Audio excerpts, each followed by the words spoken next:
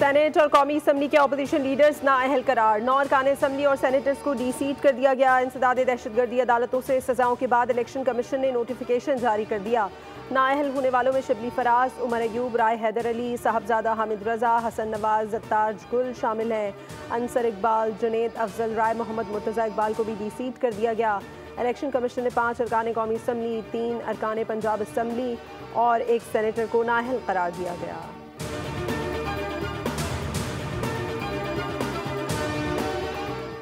कौमी assembly, senate और Punjab assembly में अपोजिशन लीडर की कुर्सियां खाली हो गईं। पाकिस्तान की तारीख में पहली बार ऐसा हुआ कि तीनों ऐवान अपोजिशन लीडर के ओहदों से महरूम हैं और ये तीनों अपोजिशन लीडर्स 9 मई केस में नाअहल हुए हैं।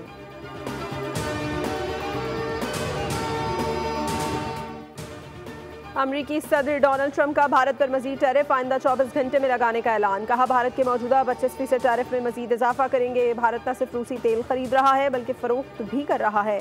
भारत ज़्यादातर तेल को मुनाफा हासिल करने के लिए बेच भी रहा है। भारत को परवाह नहीं यूक्रेन में कितने लोग मारे जा रहे हैं। यूरोपीय यूनियन जिम्मेदारियां पूरी नहीं करता तो उस पर भी इजाफी टैरिफ लगाएंगे।